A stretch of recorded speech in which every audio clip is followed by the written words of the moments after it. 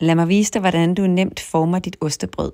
Du skal tage din dej, som er hævet godt op, og så skal du hælde den over i en olieret form. Du kan også bruge et stykke bagepapir på bunden, hvis du ikke har en slip-let bageform. Så trækker du godt i dejen, så den fylder hele formen og drysser med ost. Så hiver du i dejen. Den skal hives rigtig godt i, så den bliver for stor til formen, kan man sige, og fold den ind over midten af sig selv. Så drejer du dejen en kvart omgang i formen og trykker den dejligt flad, og så gentager du processen med at hive i den, og her må du altså virkelig gerne hive til.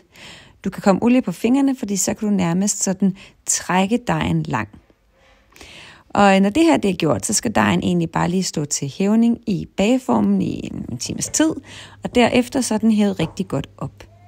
Nu vil du opleve, at der er masser af luft i dejen, og den er virkelig nem at arbejde med, og så kan du oliere overfladen, hvorefter du kan hive i den igen, så den fylder hele bageformens størrelse.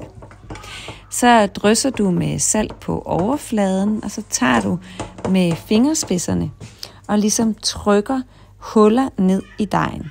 Og man kan sige, jo flere huller, jo flere små søer af olie kan du få i overfladen, men altså jeg synes en 3-5 tryk med alle 10 fingre fungerer meget godt. Så hælder du måske lidt ekstra olie på, rosmarinkviste, og så er den klar til ovnen.